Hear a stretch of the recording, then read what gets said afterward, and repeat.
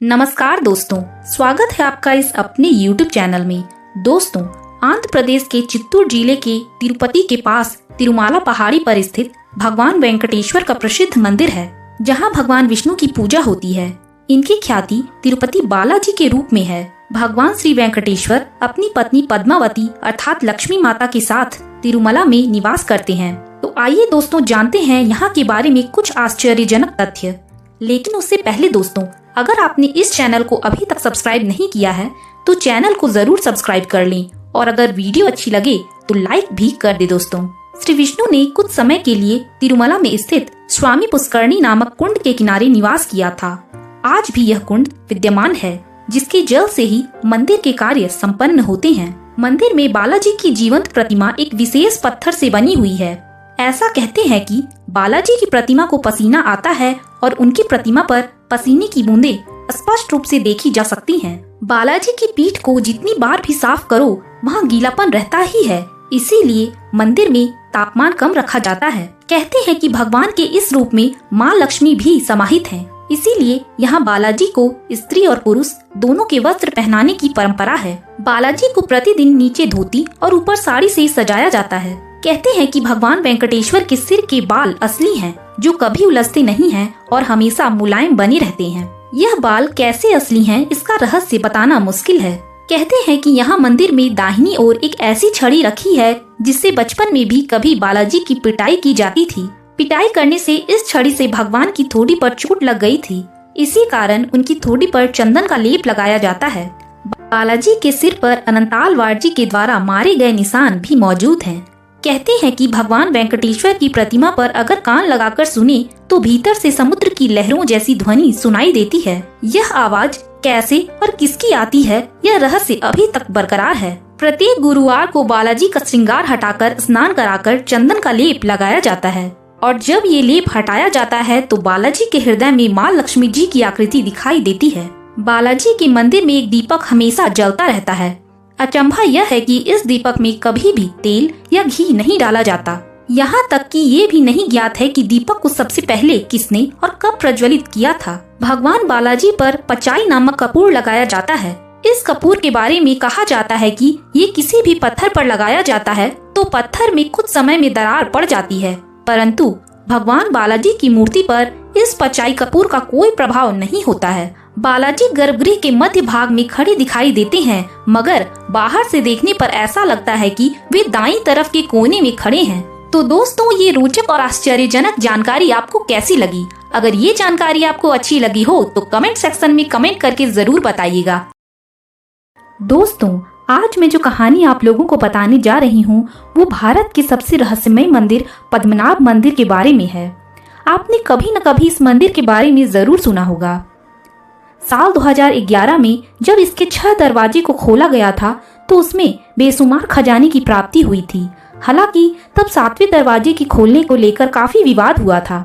Supreme court ने भी इस दौरान मामले में दखल देते हुए 7वें दरवाजे को खोलने पर रोक लगा दी थी। कहा जाता है कि पिछले 6 दरवाजे को खोलने पर जितना खजाना निकला था उससे भी कहीं अधिक खजाना 7वें दरवाजे के भीतर मौजूद है। मान्यता है कि पद्मनाभ मंदिर के 7वें दरवाजे को अगर खोला गया तो कोई अप्रिय घटना घट सकती है। तो दोस्तों, आज हम जानेंगे कि उस दरवाजे के भीतर ऐसा क्या छिपा है जो लोग खोलने नहीं देना चाहते।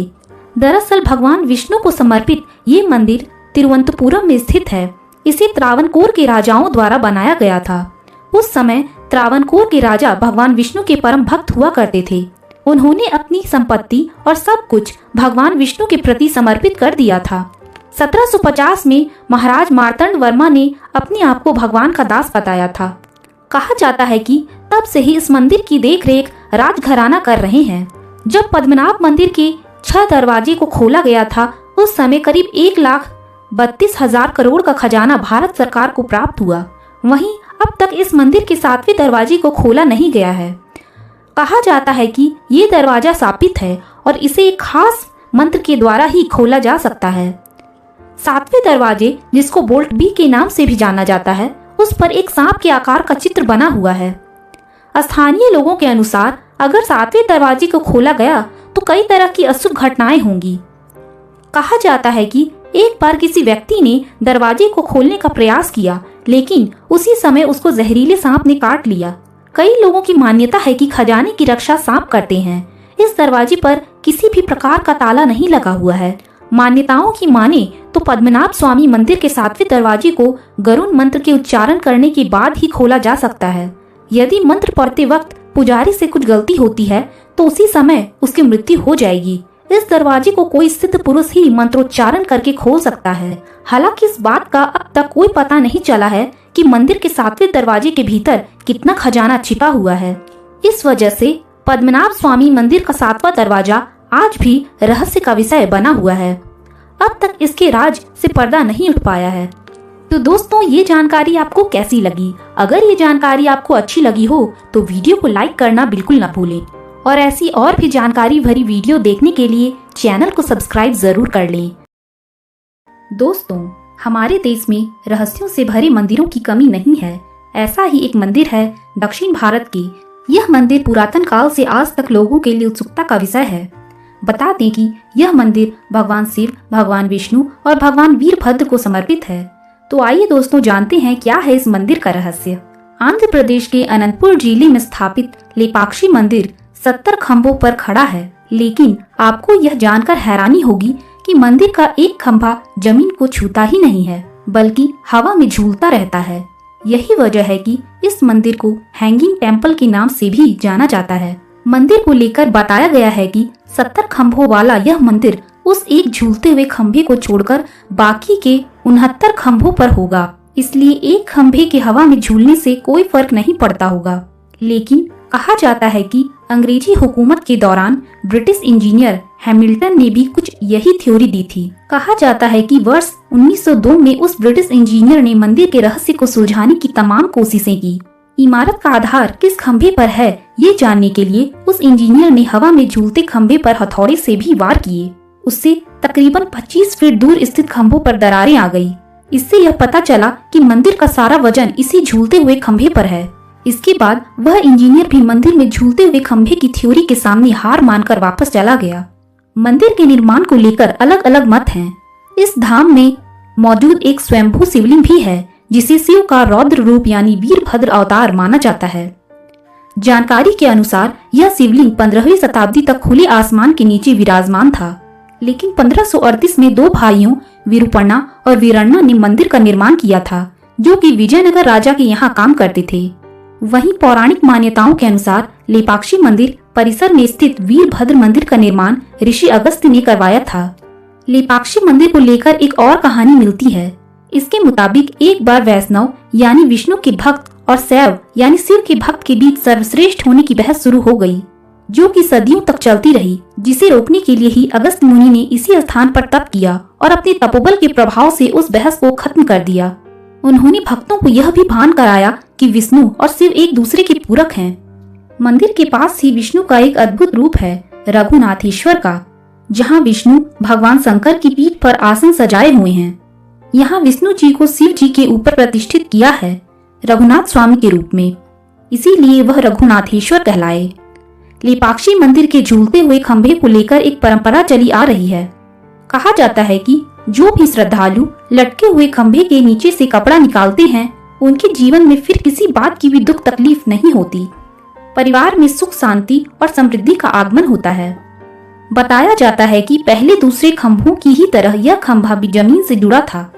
तो दोस्तों, ये जानकारी आपको कैसी लगी? अगर ये जानकारी आपको अच्छी लगी हो तो वीडियो को लाइक करना बिल्कुल भी ना भूलें और चैनल को सब्सक्राइब जरूर कर लें। दोस्तों, उड़ीसा में स्थित प्रसिद्ध कोणार्क सूर्य मंदिर 772 साल पुराना है।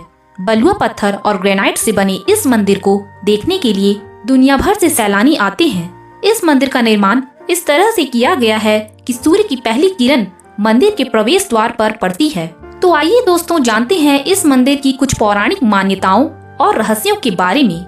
लेकिन उससे पहले दोस्तों, अगर आपने इस चैनल को अभी तक सब्सक्राइब नहीं किया है तो चैनल को सब्सक्राइब जरूर कर लें और अगर वीडियो अच्छी लगे तो वीडियो को लाइक करना बिल्कुल भी ना भूलें। कोणार्क सूर्य मंदिर उड़ीसा की पुरी में है। यह मंदिर भगवान सूर्य को समर्पित है। इस मंदिर का निर्माण 1250 ईस्वी में गांग देव के राजा नरसिंह देव प्रथम ने करवाया था अबुल फजल ने आईएनए अखबारी में लिखा है कि राजा नरसिंह देव ने 12 साल के पूरे राजस्व को मंदिर के निर्माण में लगा दिया था। इस मंदिर को पूर्व दिशा की ओर ऐसे बनाया गया है कि सूरज की पहली किरण मंदिर के प्रवेश द्वार पर पड़ती है। यह मंदिर कलिंग शैली में निर्मित है और इसकी संरचना रथ के आकार की है। रथ में कुल 12 जोड़ी पहिए हैं। एक पहिए का व्यास करीब 3 मीटर है। इन पहियों को धूप घड़ी भी कहते हैं क्योंकि ये वक्त बताने का काम करते हैं। इस रथ में 7 घोड़े हैं जिसको सप्ताह के 7 दिनों का प्रतीक माना जाता है। कोणार्क सूर्य मंदिर के प्रवेश द्वार पर 2 मूर्तियां हैं जिसमें सिंह के नीचे हाथी है और हाथी के नीचे मानव शरीर है।